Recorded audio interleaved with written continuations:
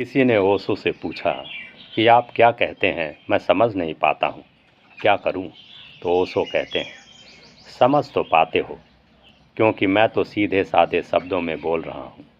मैं किसी मुर्दा भाषा में नहीं बोल रहा हूँ कि संस्कृत, अरबी, लैटिन या ग्रीक।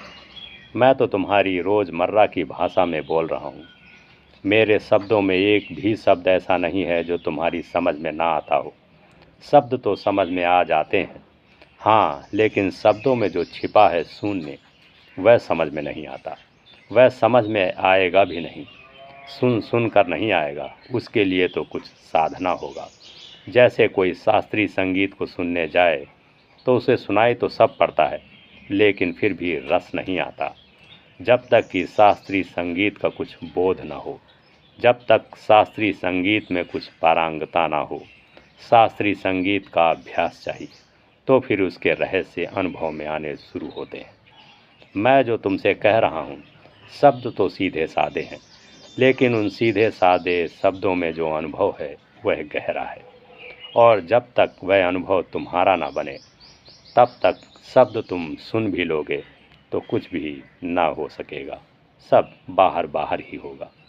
फिर तुम अभी नए हो, यहाँ पहली बार सुन रहे हो, इसीलिए ठीक से शायद सुन भी ना पाओगे, क्योंकि सुनना भी एक कला है। इधर मैं बोल रहा हूँ, उधर तुम्हारा मन हजार बातों में फंसा है, और अगर तुम्हारा मन वहाँ बातों में लगा है तो सुनेगा कौन? अगर तुम्हारे भीतर एक भीड़ चल रही है विचारों की, तो वह भीड़ मेरे शब्दों को तुम तक पहुँचने कहाँ देगी? और किसी तरह पहुँच भी गए मेरे शब्द तो बहुत विकृत हो जाएंगे, धक्का मुक्की में। उस भीड़ भाड़ में से गुजरने में बहुत कुछ छूट जाएगा, बहुत कुछ टूट जाएगा। पहुँचते पहुँचते अपना रंग रूप बदल देंगे। कुछ कहूँगा और कुछ तुम्हारे तक पहुँच जाएगा। जब तक मस्तिष्क बहुत से विचारों से भरा है, ऊहापोह से भरा हो, तब तक हम सुनकर भी सुन नहीं पाते।